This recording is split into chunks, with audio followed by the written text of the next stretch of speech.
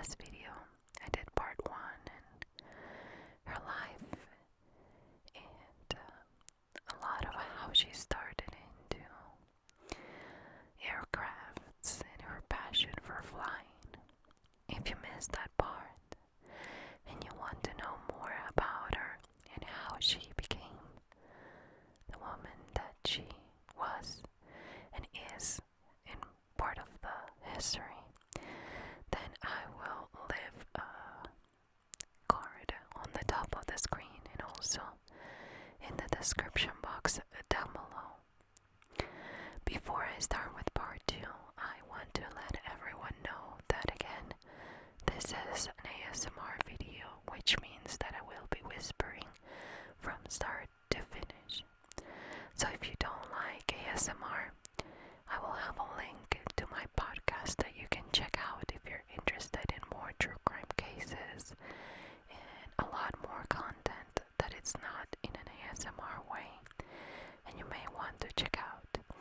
I am telling you from the beginning, I am not tricking you into listening to this video. This is absolutely your choice if you enjoy ASMR and true crime or conspiracy theories. Before I start, I also wanted to apologize. I've been a little bit absent with the comments and everything. I've been kind of sick of my asthma, as you can probably tell.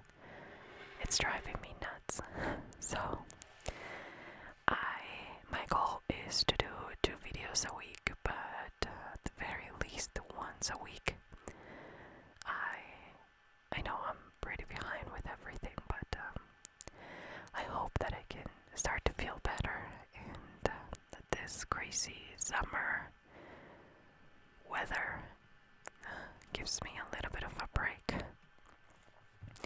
Now let's get started with part 2 of the Amelia Earhart case.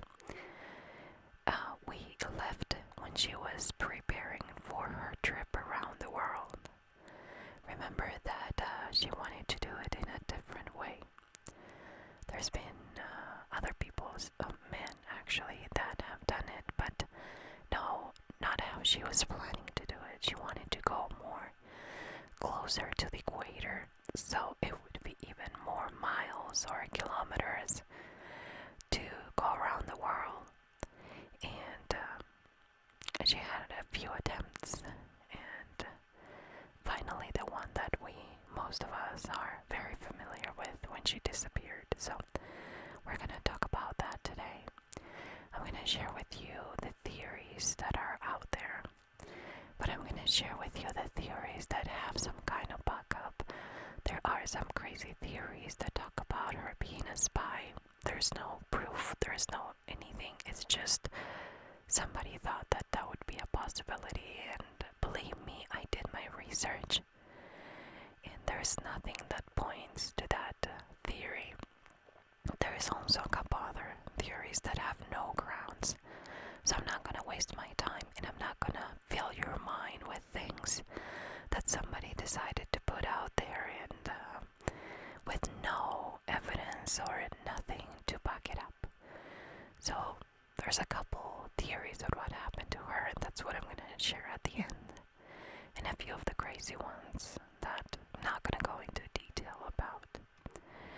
Now, on March 17, 1937, Amelia and her crew flew from Oakland, California to Honolulu, Hawaii. Even though that was only the first leg of the trip, remember that she was trying to go around the world, the aircraft had mechanical problems that needed to be serviced. The flight resumed 3 days later, in the same place in Honolulu, of course, where they had the repairs done. But during the takeoff, there was an uncontrolled ground loop. The forward landing gear collapsed. Both propellers hit the ground, and the plane skidded on its belly. The cause of the loop wasn't clear. Some people said that they saw that one of the tires blew up. In others, that the landing gear actually collapsed. There was another theory that it was probably some kind of the pilot error, but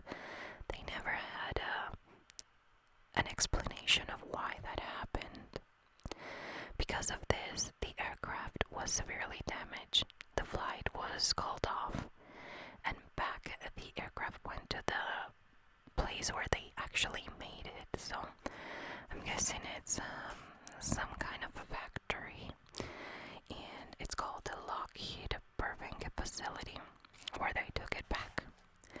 The second attempt intended to go from Oakland to Miami, Florida. However, they didn't publicize this as another attempt that she was going to try to go around the world. They were following the weather. That's why they decided to go this time east.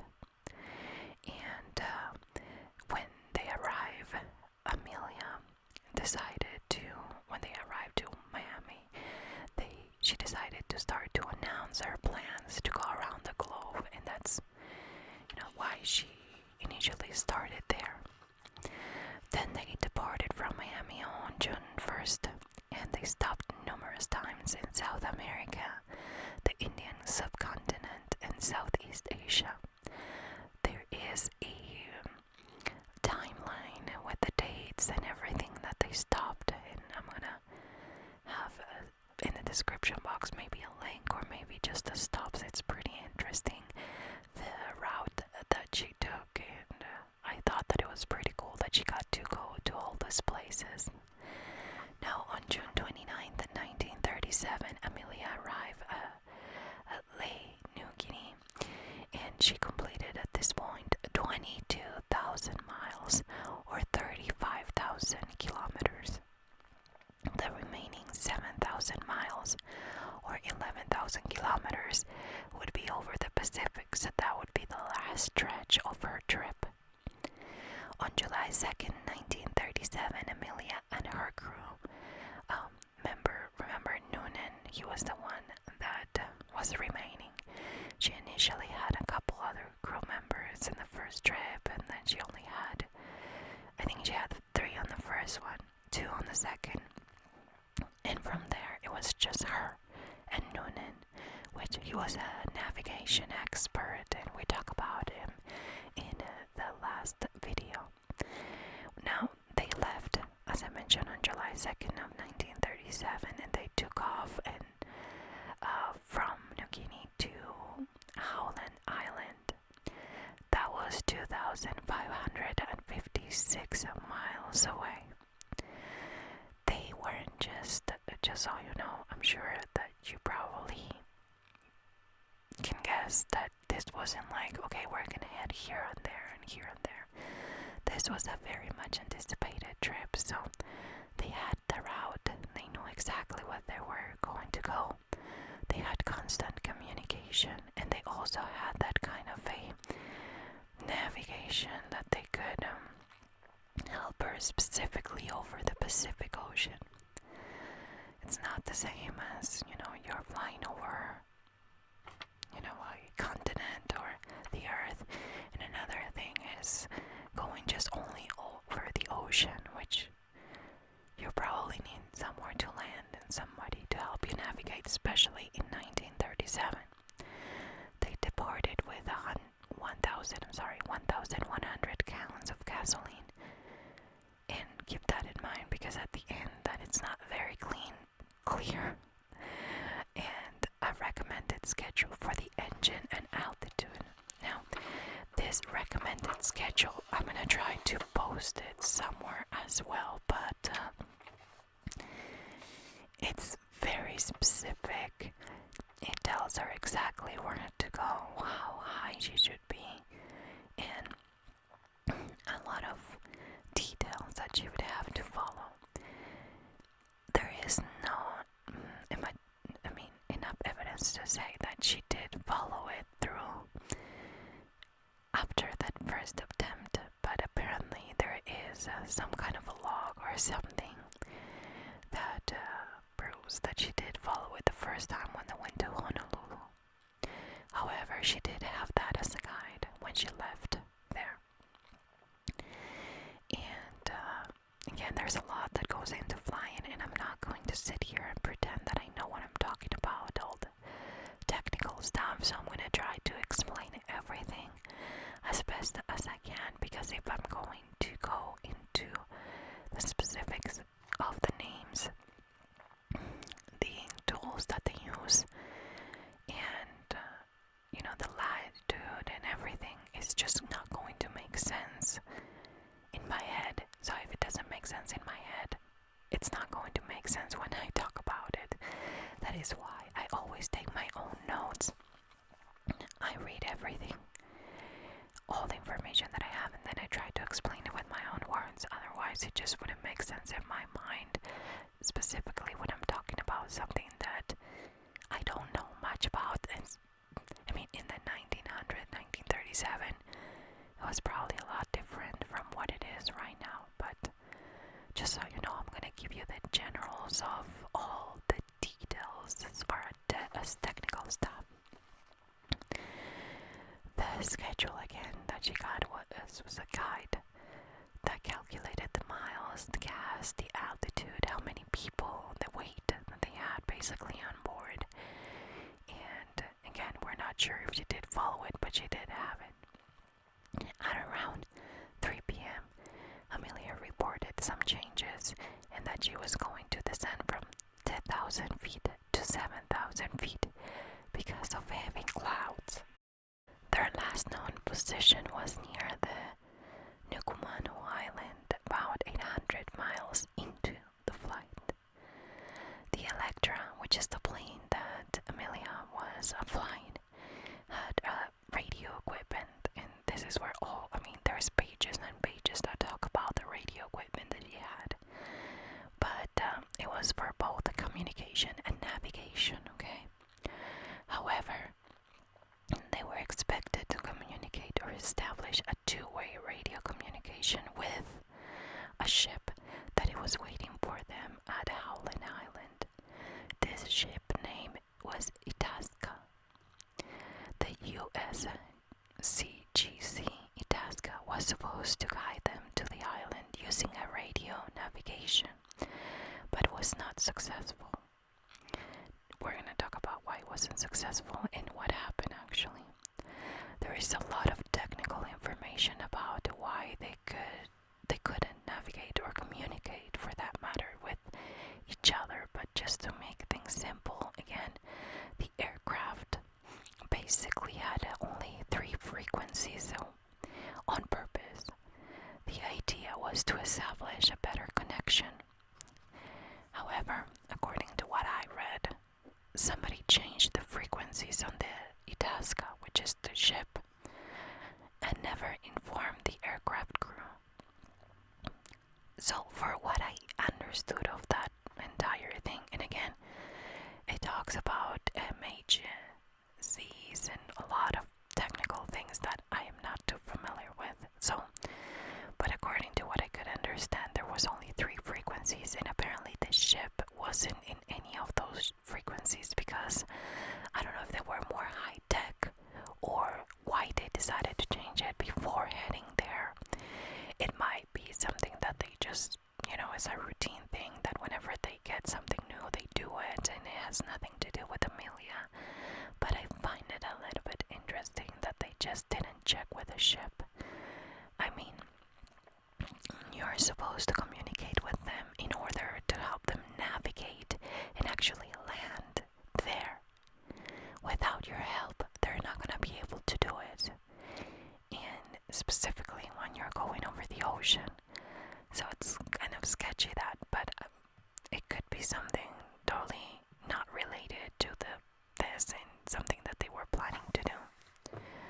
According to reports, Amelia wasn't familiar with this enough to troubleshoot it, and she only got a how-to kind of tour in wherever, in the place where the aircraft was made. So she knew how to work the radio, and she knew how to use the navigation, but she didn't know, and again, this is according to my research, she didn't know that much detail about how to fix it in order to make it work if it wasn't working. They also claim, and this is according to a picture that it's in the internet, but they claim that the antenna that was marked with 5 settings was missing, and that they probably lost it during the takeoff of the accident. Remember that we talk about in Honolulu, which wouldn't make sense that whoever fixed the plane didn't check or didn't see that that was missing, but I guess it's totally possible, and according to the picture, it was missing that as well. So probably the signal that the plane had wasn't strong enough for the ship to be able to navigate them and help them land successfully in Howland Island. Amelia was finally able to make contact at 2:45 a.m. on July 2nd with the ship. The call was very broken up, but Amelia identified herself as UHAQQ, which I'm sure is part of however she identified the plane. They were still very far away at this point, and the ship did actually hear her, but she couldn't hear them back, so it was more of a one-way kind of communication. That was at 2:45 a.m. At 6:14 a.m. they received a call from Amelia again, saying that she was 200 miles away and that she needed the ship to use its direction finder to provide a bearing for the aircraft. Of course, the ship at this point knew that they couldn't communicate or help navigate. They were trying everything, but nothing seemed to work. But they just couldn't inform Amelia, do this or do that, because they just couldn't reach her. Amelia even began whistling into the microphone to provide a continual signal for them to find basically the plane and help them navigate, to establish a communication, I guess, with the navigation system that they used. At 7:58 a.m., Amelia's transmission said that she couldn't hear them and asked them to send a voice signal. The ship did try to send a voice signal, but it didn't work, so they ended up sending a Morse code that she actually did receive, but wasn't enough to determine their direction. Very frustrating, but I wonder if she did get it. Why? Was it because of the antenna, or it doesn't really go into too much detail about that. The last voice transmission received from Amelia indicated that they were flying a line position from north to south, and this is something that Noonan, which is the crew member that she had with her, apparently calculated. And when the contact was lost, they tried to reach the aircraft by voice and Morse code, but they didn't hear any more from them.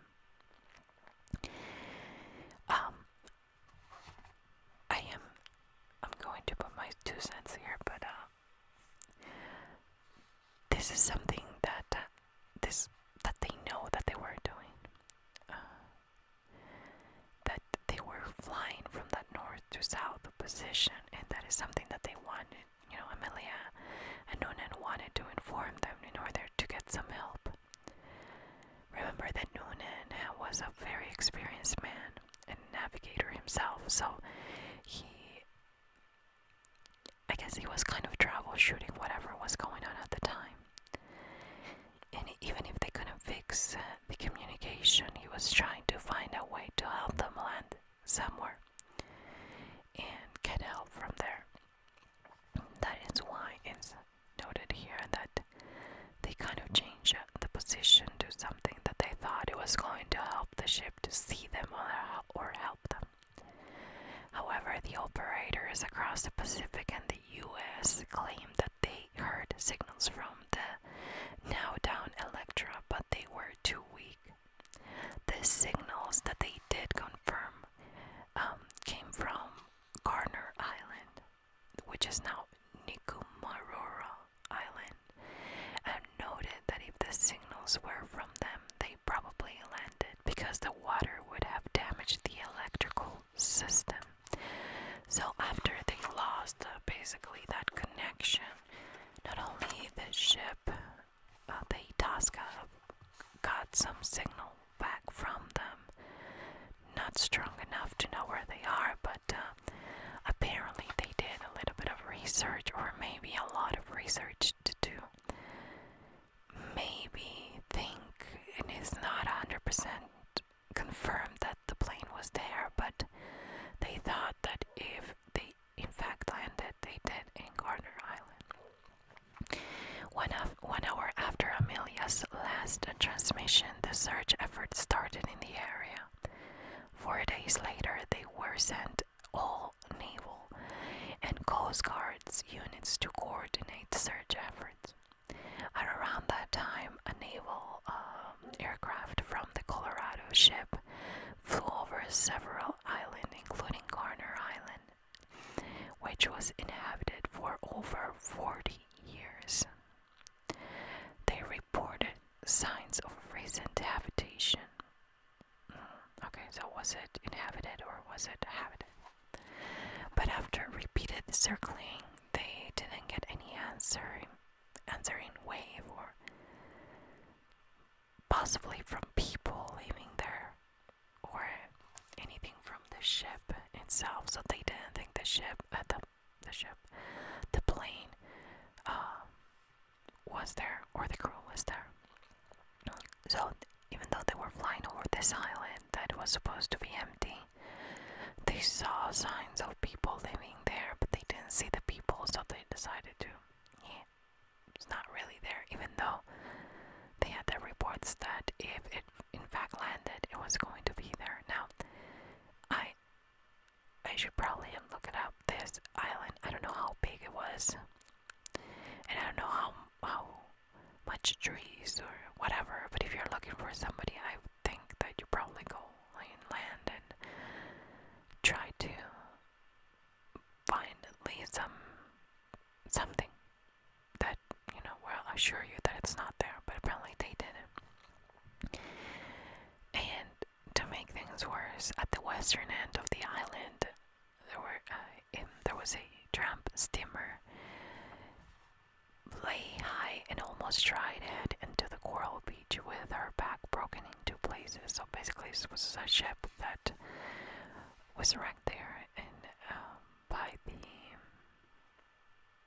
coral beach. The lagoon at Garner looked deep and large enough so that a seaplane or even an airboat could have landed or taken off. All these things are by only flying over the island, okay? They also searched the surrounding areas to see if maybe the aircraft was in the water and the aviators in an emergency raft, but they couldn't find anything that would suggest that they went in the water. On July 19th, and $4 million later, the search ended, but Amelia's husband started a private search. He also needed money, of course, for this, so he wanted to become the trustee on Amelia's estate in court, so he also requested to be declared,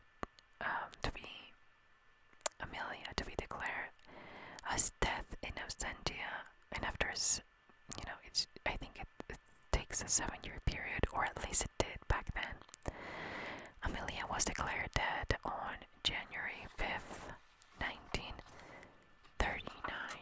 So there you go. Oh, sorry about that. There you go. Now the theories, I'm going to go into this because they're pretty extensive,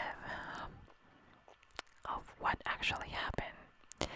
Many researchers believe that the plane ran out of fuel while searching for Howland Island, ditch at sea, and of course the Amelia and Noonan died. The lack of communication between the plane and the ship left them to make a choice of their own, and that's why they just were trying to do their best, but they weren't sure where they were. They assumed that at 7:42, when Amelia contacted them, she said, "We must be on you, but cannot see you. Gas is running low." She also said that they were flying at 1,000 feet. Apparently, they guided the plane by reaching the parallel sun line, which I'm sure that it makes sense for people that know about flying. And that was the last resource that they had. They were trying to find something to guide them to whatever, south, north direction that they needed to go. So that was what she said. And an expert that I read that was investigating this theory, basically to make things short, she said that this was just poor planning and it was the worst execution. Another theory is that, in fact, the plane did not have the fuel that they claimed that it had, the 1,100 gallons of fuel. And that is why they just actually couldn't reach their destination, because they didn't have enough fuel to get there. If, in fact, it was full of fuel, they would have had enough to go to the island and a little bit more. Everything was apparently calculated that way in case of an emergency. The wind being very strong and wasting more gas, all those things were taken into consideration. So according to this theory, the plane is close by Howland Island, resting on the seafloor at a depth of 17,000 feet or 5 kilometers down in the water.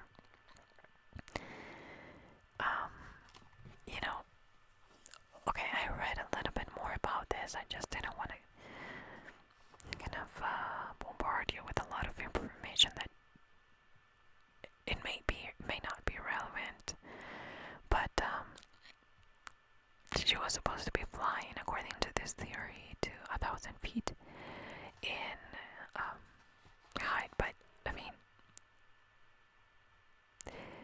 wouldn't she be seen by the ship? That was my first thing. But in case you were thinking the same, apparently that day it was very, very cloudy and it was very hard to see. So you didn't have a good way to look into the sky. Not even 1,000 feet above the floor.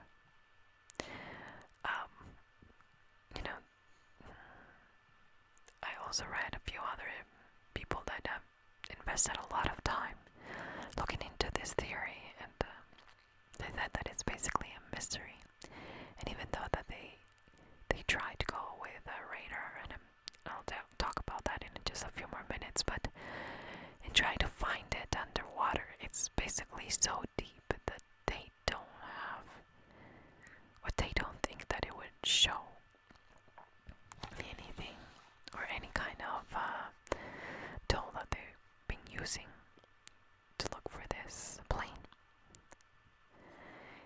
And the Garner Island hypothesis, that,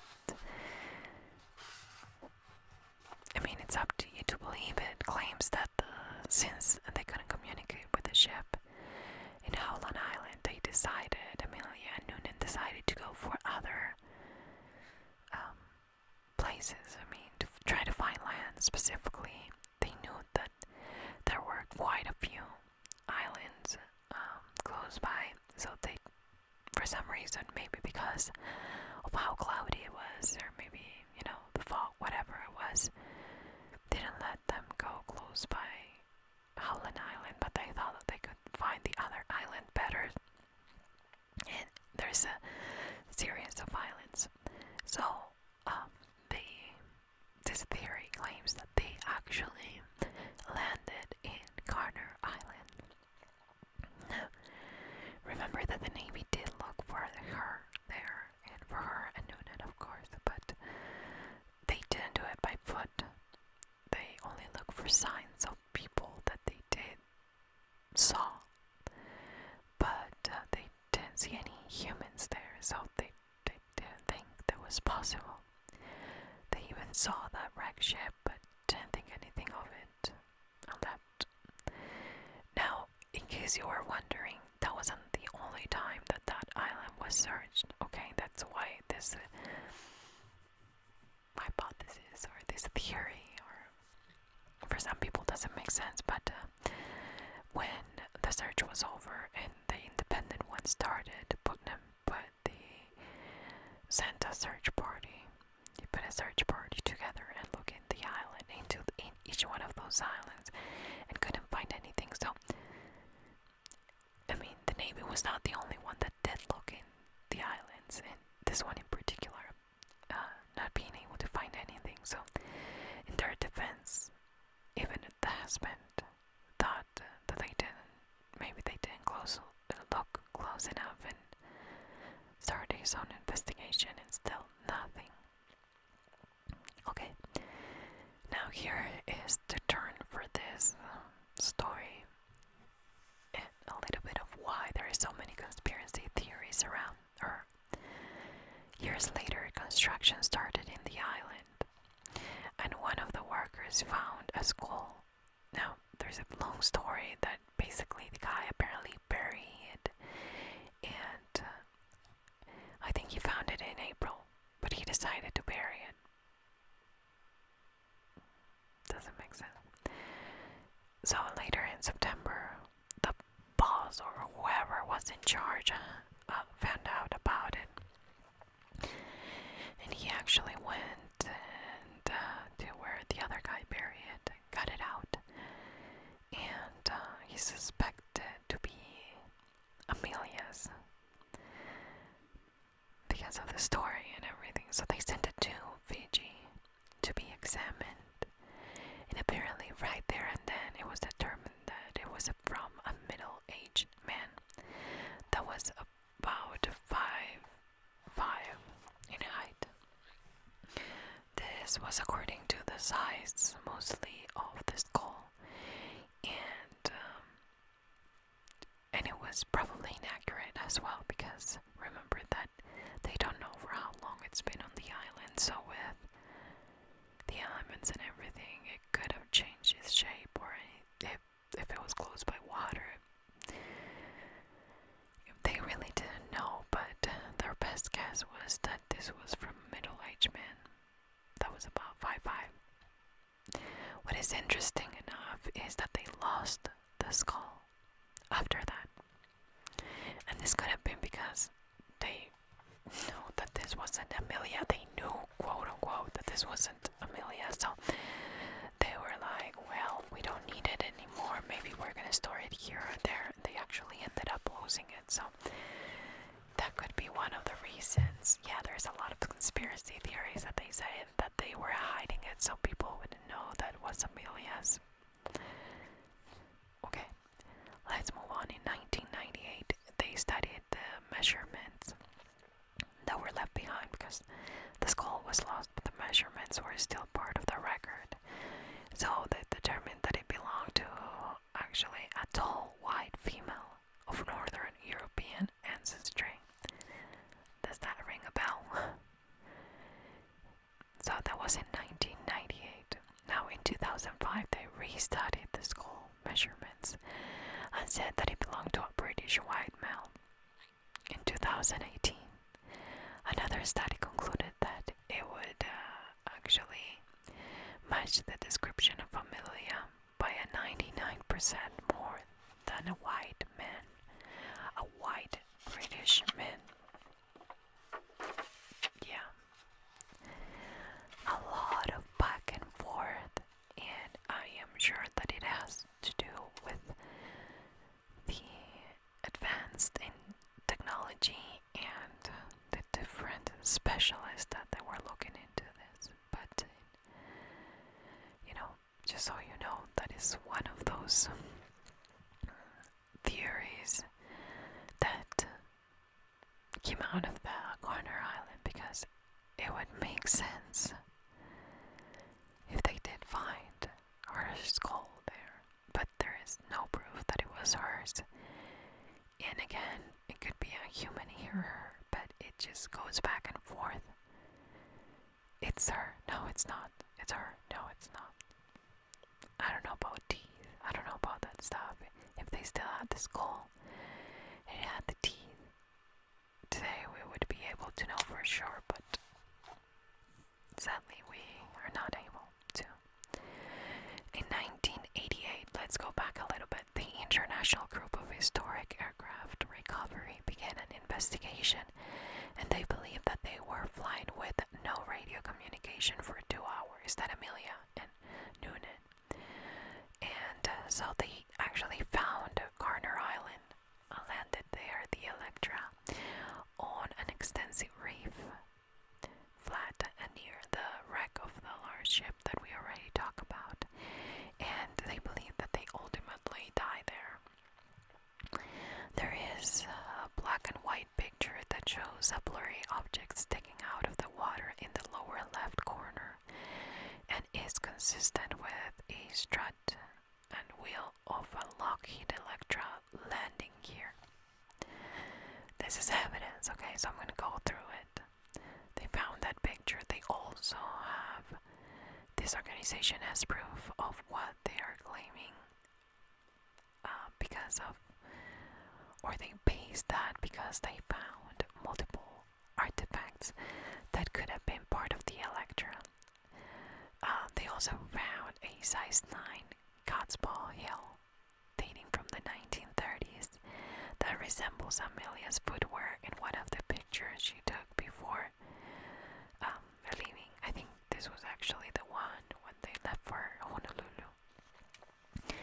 An aluminum panel exactly like the one that the Electra had when they left in Miami, and a lot more artifacts or little pieces and things that would make sense that they belong there to the actual plane. I think this is more than enough evidence to know that the plane actually did land there. And for the naked eye. But there was this other thing that was basically refuted everything that they investigated, because they said that during World War II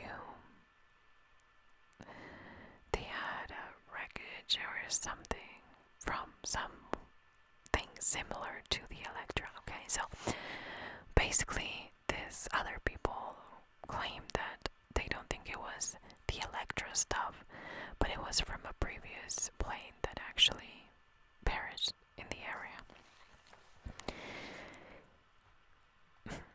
If you ask me, this is the only theory that it has evidence. But why wouldn't they have, why didn't they find anything in the first look, the Navy, or even the husband when they look into the island? We know that the Navy didn't go exactly into the island, but maybe they missed something. And we know that the husband did look into those islands, but it doesn't say if they went in foot and they did research. So maybe they missed it. And that's why this organization ended up finding all these things. Maybe it's something bigger. Maybe because of what happened to the Itasca not being able to communicate, they thought that this would be the laughing stock for other countries, or they didn't want everyone to know that they had no idea what they were doing, because that's basically what it shows. They had no idea, because if there's 3 frequencies, you'd probably think that in the factory or the place where they made the actual plane would have communicated with whoever was organizing this on the part of the ship and making sure that they were somehow connected, that they were able to get the same frequency in order to communicate, in order to wouldn't you think that would be the first thing you do? Could this be a mistake? Yes. Could this be human error? They didn't think of that. Yeah, it could have been, but I feel like if if you're planning something this big and you are funding it and you're paying people to take care of the plane, to take care, you would think that they wanted to make sure that you're able to land. And maybe they didn't have this problem before because they were flying over continents. They were flying over, the water for longer periods of time, trying to find where to land in the middle of the ocean. So maybe they weren't prepared enough to help her land in one of those islands. And maybe they didn't want that bad propaganda or that bad reputation of not knowing what they were doing. But again, I'd like to think that if the Navy saw that the plane was there, or if they saw, the little part that it's supposed to be sticking out of the water that could be part of the plane, you would want to believe that they would have gone there and tried to rescue Amelia Noonan, right? And if in fact it was so noticeable, why didn't the husband see it while they were there? Where did that picture come from? Who took that picture? It's just, there's a lot of questions and not so many answers. Now, there's a couple of ridiculous, I'm sorry, I shouldn't have said ridiculous, but there's a couple of other theories. One of them is that the Japanese captured them. And, the theory, this is the heart of the theory, claims that somehow, I don't like that word, you probably have to have a story, so they claim that somehow they were captured and killed by the Japanese. And they even have locals. These locals are unnamed witnesses, unnamed, that they claim that they saw the execution. It would have taken them a lot of work to have the plane come down, get them out of the plane, to then execute them. In my head, doesn't make sense, but maybe this is something that you believe in, that's okay. There's also a picture that was very popular after a documentary that claimed that Amelia and Noonan were sitting with their backs to a camera where they were taking a picture. They were in a dock kind of thing in that island. And apparently they were being captured by the Japanese. What happened with this is a lot of people started to believe this theory, that they were actually alive for some time there, that they were captured by the Japanese. So there was this other, I think he was also a Japanese guy who did a lot of research and found that picture from I think it was 1935. It was part of a tourism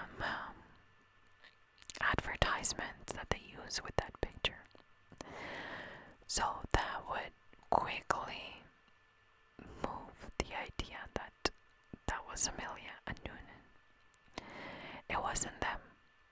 It was actually some people posing for that picture as part of come here and spend your money with us kind of tourism thing.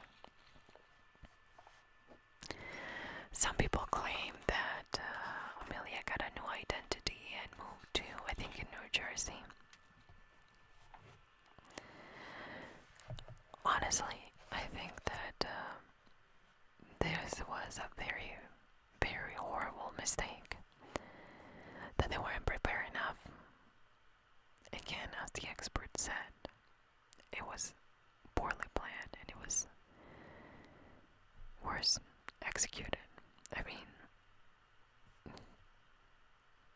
I don't want to say it, but maybe at the time it was a man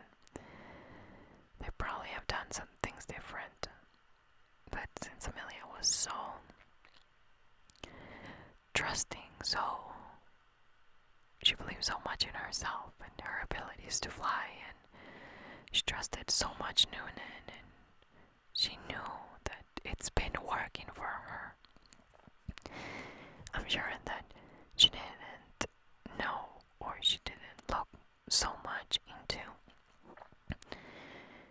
what to do in case that those things don't work in the ocean. Again, when you are flying over land, it's a different story. But flying in the middle of the ocean required back then to have a lot of different things in place for her to be able to do it. And I think that she was a visionary.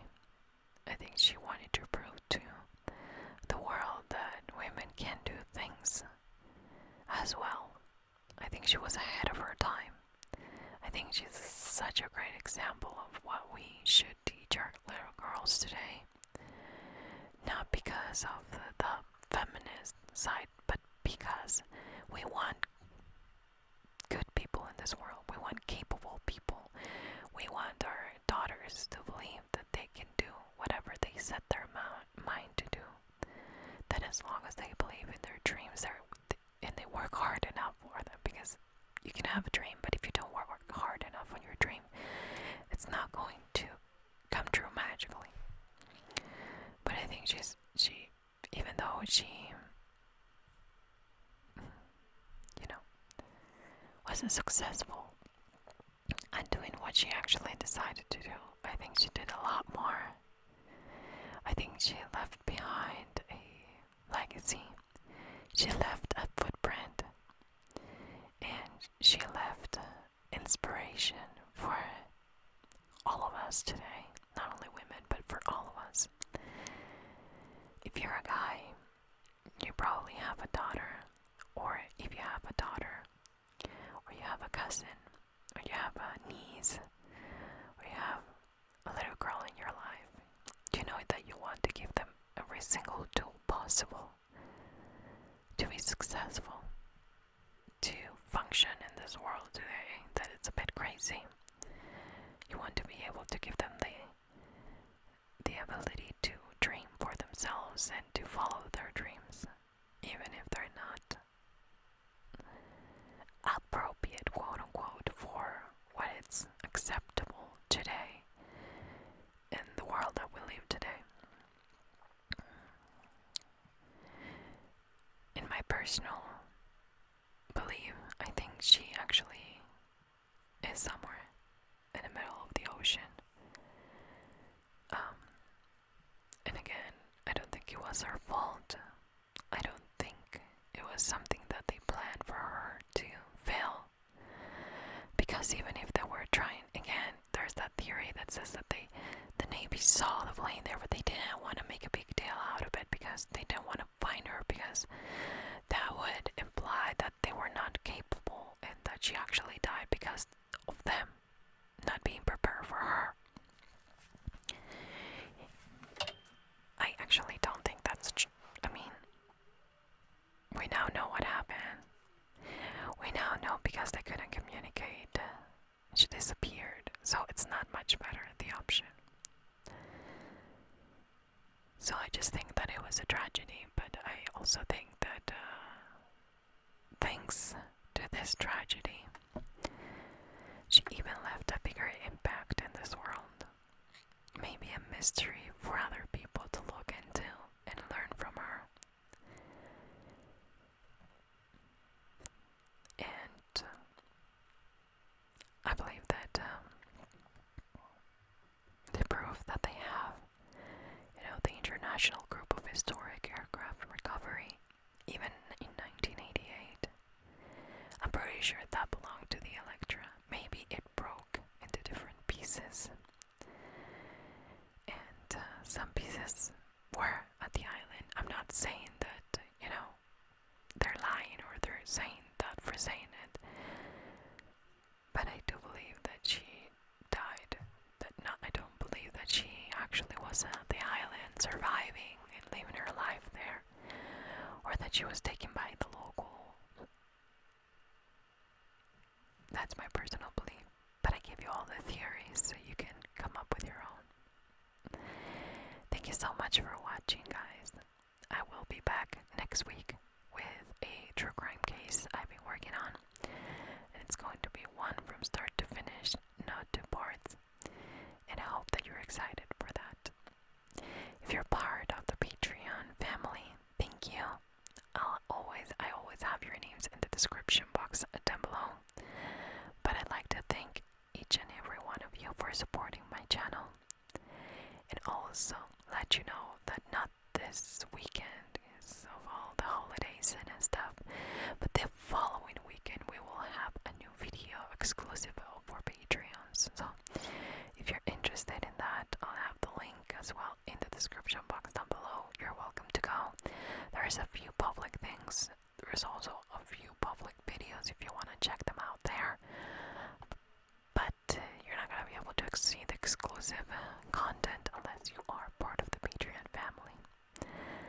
Thanks again, guys. I hope you have a wonderful weekend. Be safe and have fun this 4th of July. For everyone that lives here in the States,